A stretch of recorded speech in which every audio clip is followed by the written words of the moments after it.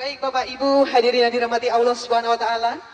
Akhirnya sampailah kita pada inti acara pada malam hari ini yang sudah kita tunggu-tunggu, yakni tausiah kebangsaan bersama Al-Karim Maulana Al-Habib Muhammad Lutfi bin Ali bin Hashim bin Yahya, yang selanjutnya akan ditutup dengan doa. Kepada beliau kami persilahkan. Assalamualaikum warahmatullahi wabarakatuh.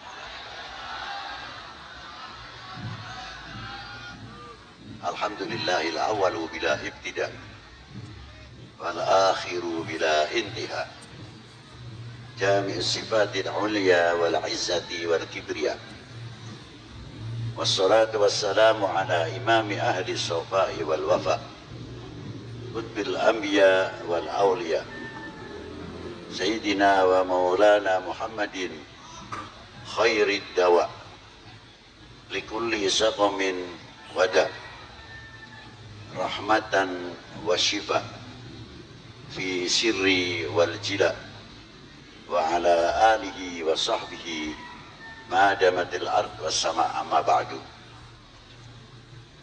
Yang saya hormati, yang saya banggakan, yang wajib kita mencintainya, para ulama, para sholihin, para ahli baitin Nabi sallallahu alaihi wa alihi wasallam, khususnya Hadratil Habib Umar bin Ahmad Mutahhar,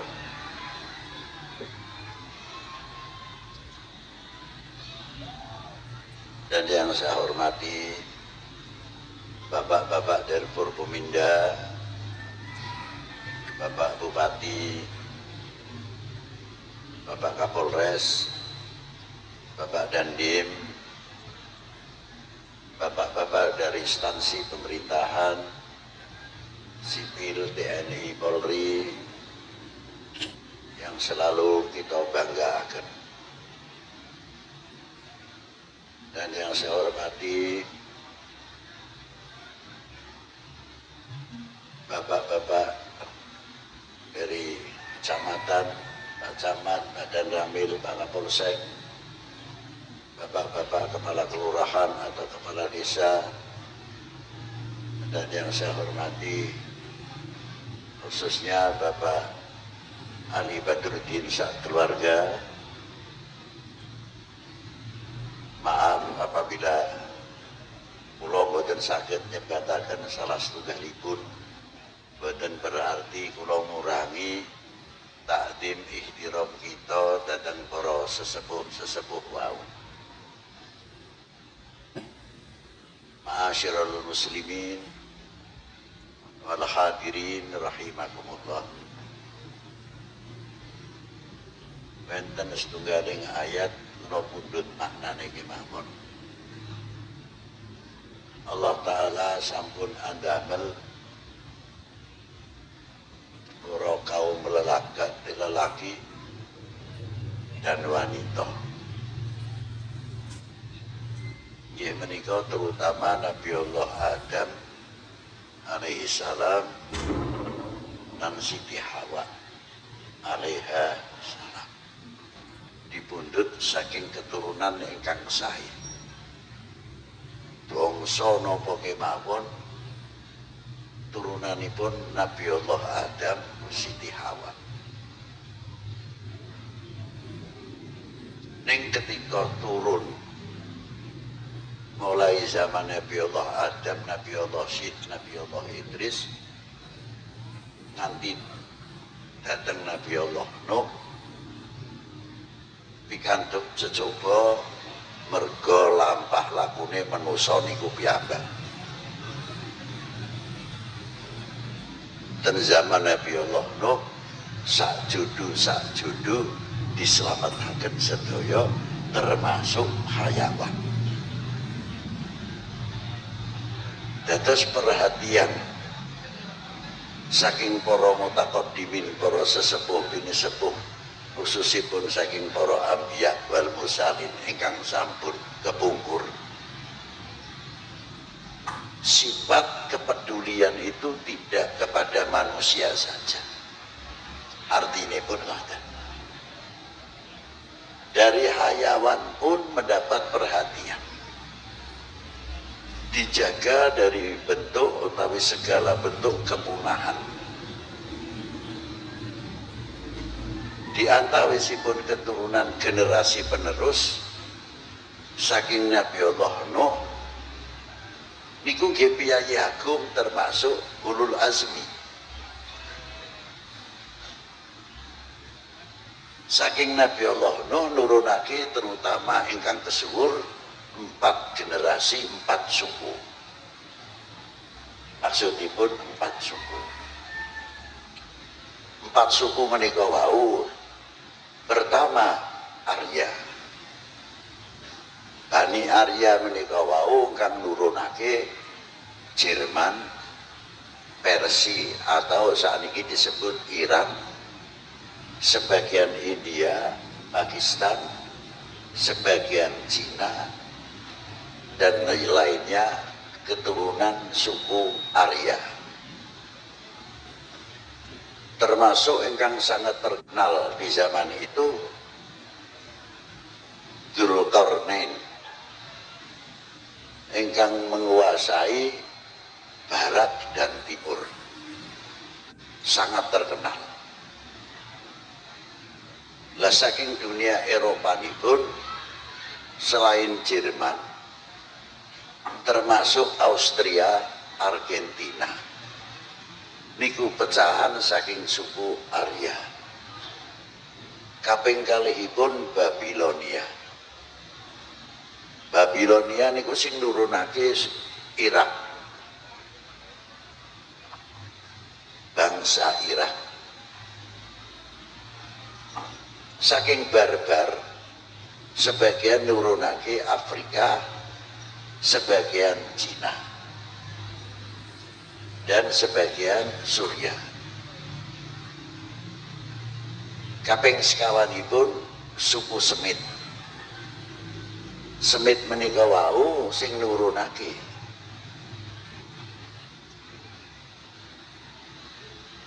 ingkang nurunaken Eropa sebagian dan ingkang nurunake bangsa Arab. Nek diruntut sedaya turunane Nabi Allah Nuh salajengipun wangsul dhateng Nabi Allah Adam. Saking Nabi Allah Adam menawi kula runtut, Nabi Allah Adam dipun kersakaken dening Allah Ta'ala dibuat dari tanah liat. Dados Nabi Allah Adam, mangkane kula panjenengan sedaya aja kaget nek wonten nyebut-nyebut Ibu Pertiwi. Itu sudah dari dahulu, itu sudah ada. Ning terkenalipun Ibu Pertiwi ini kan kita sedaya Indonesia khususnya. Padahal dari dulu, umpamane Beb Umar disebut Beb Umar bin Ahmad bin Idrus, bin Idrus Mutahar, kula piyambak Lutfi bin Ali bin Hashim si cetha. Tapi nek pun dugi Nabi Allah Adam bine sinten? Nggih bin Turah. Nah nikulah.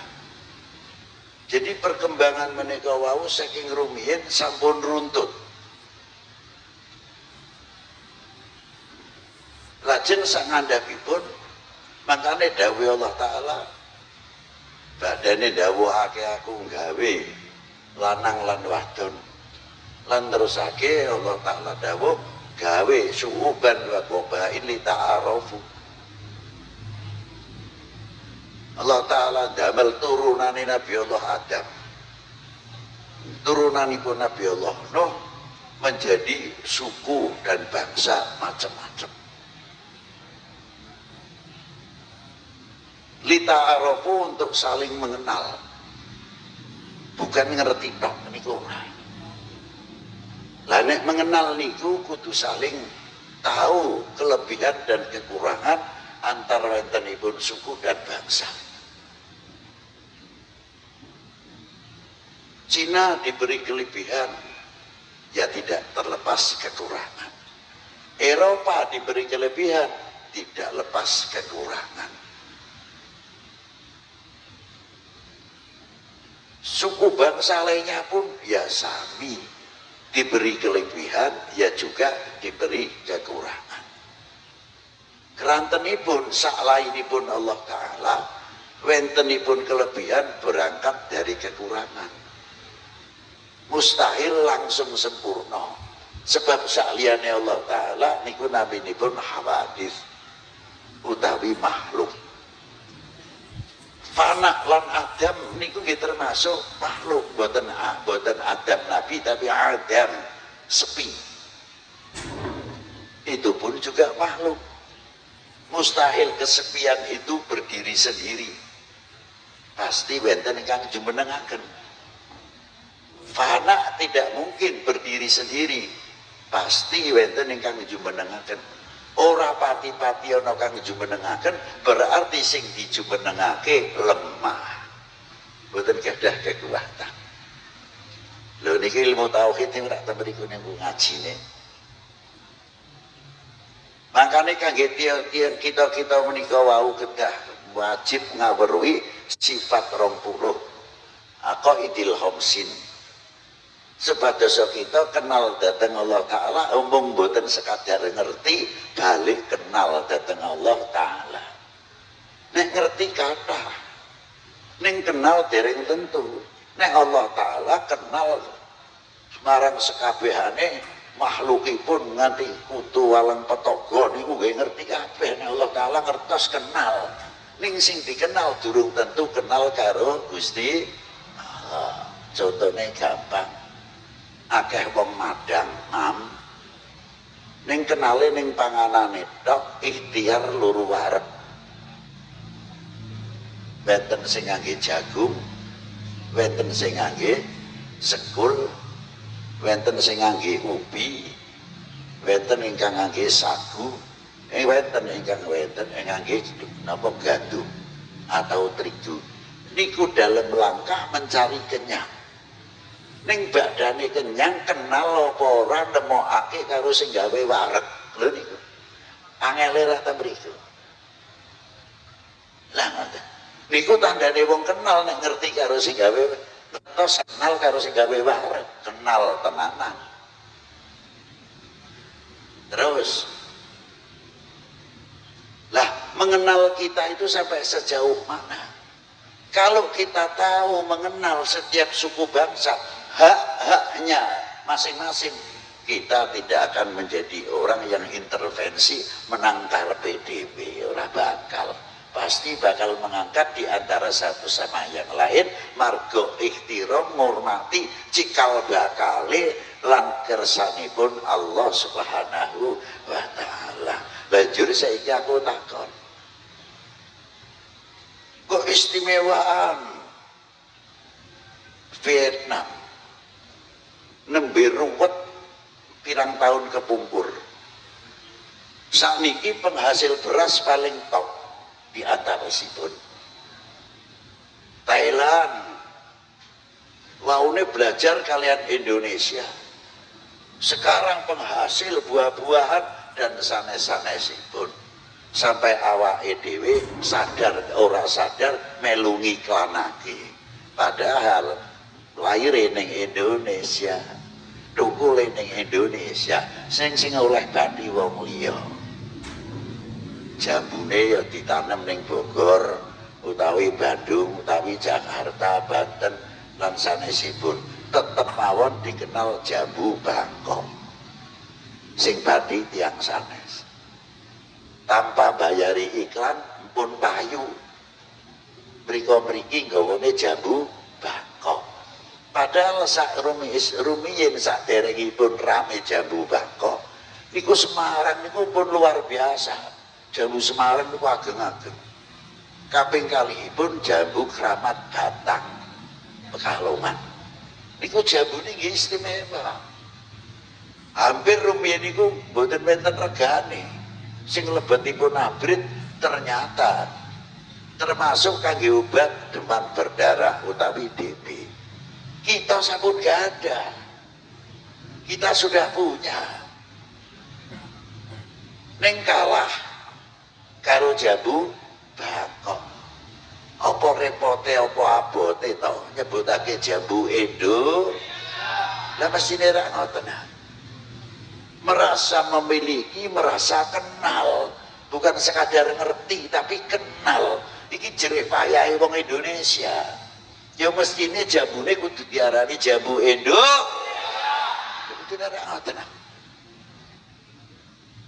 Nanti tekan lelene niku, kang ayame ya ayam bakok.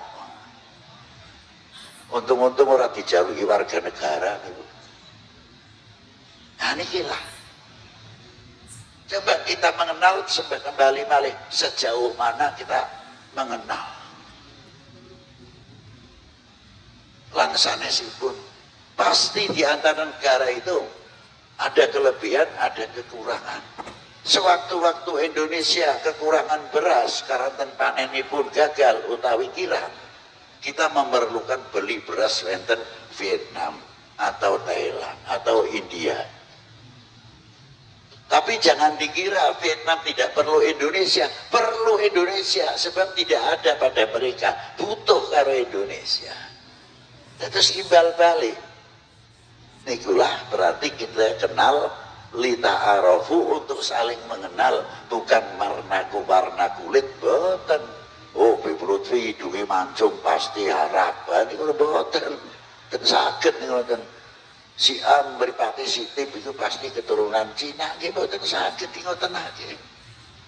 Tapi sejauh mana kita mengenal hak-haknya bangsa lain atau orang lain. Khususnya kita orang Indo. Nah, kita tanya saat ini. Wis kenal sejauh mana datang Indonesia ini. Kalau kita kenal sama Indonesia, fanatik kita tambah luar biasa. Karena kefanatikan kita adalah bukan berlebihan, bukan fanatik yang buta, tapi fanatik kita semuanya mengenal sejarah Indo. Dari mulai Selendra,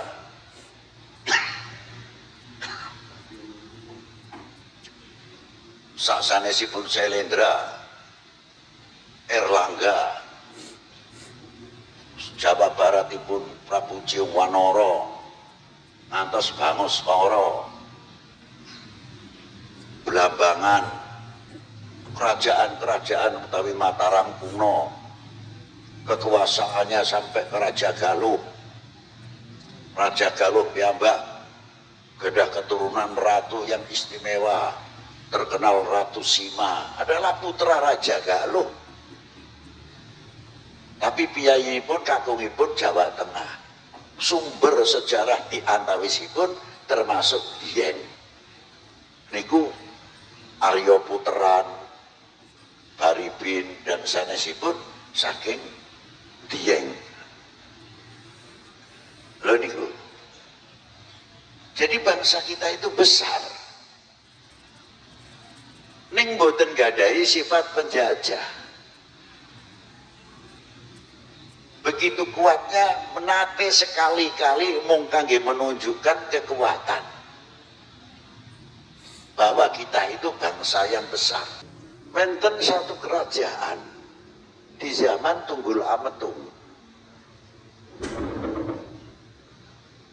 Ratu ini garwanipun iku terkenal cantik hingga kangge rebutan.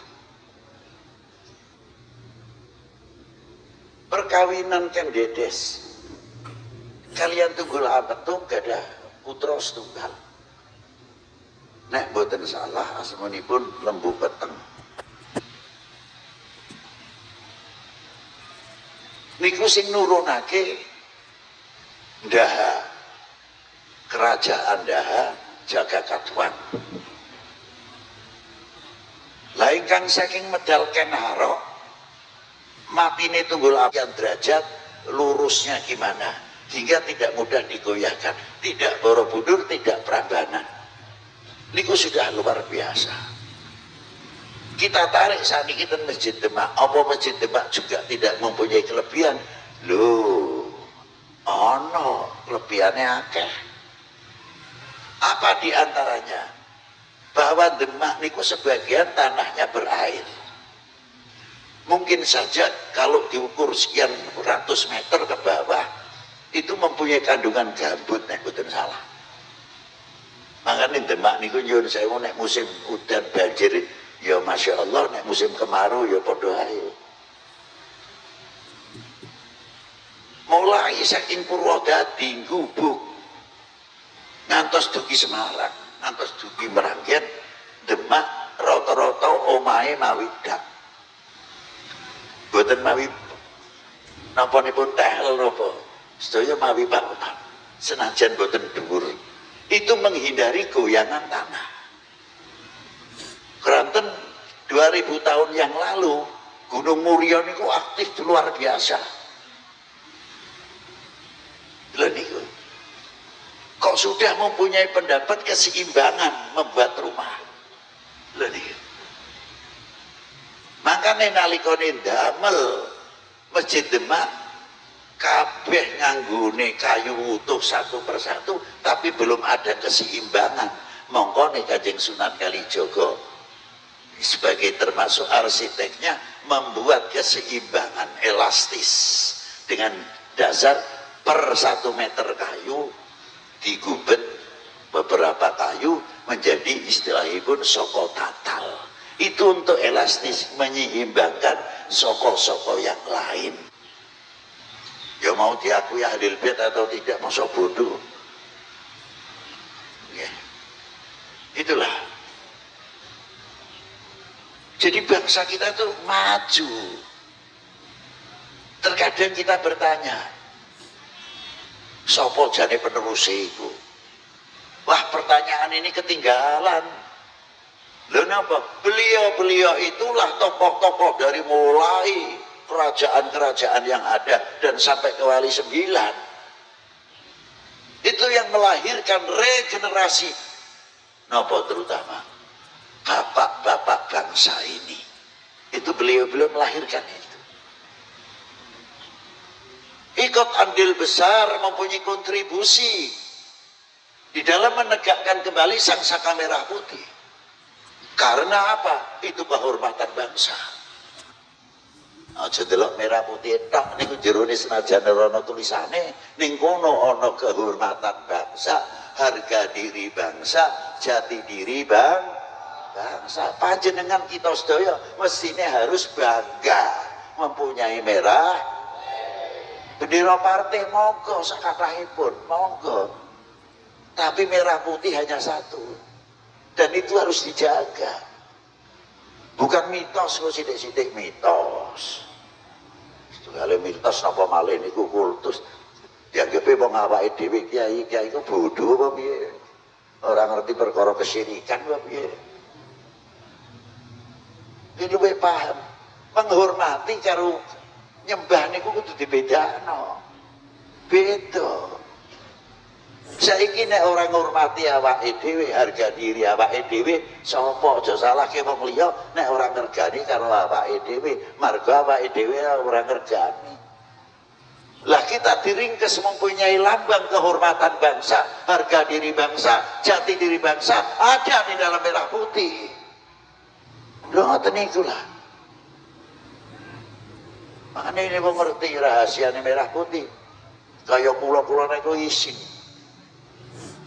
Terkadang kita sendiri bertanya, aku itu wis adil apa dalam menegakkan merah putih ini. Lihat tuh di Taman Pahlawan, VOC di zaman Kanjeng Sultan Agung, zaman Wali Songo melawan Portugis, zaman Kanjeng Sultan Agung melawan VOC. Sampai berapa kali, 2 kali walaupun mengalami kegagalan, tapi para beliau sudah melangkah. Demi siapa? Demi bangsa dan tanah airnya. Penerus Kanjeng Sultan Agung. Dan seterusnya. Ngantos sakniki.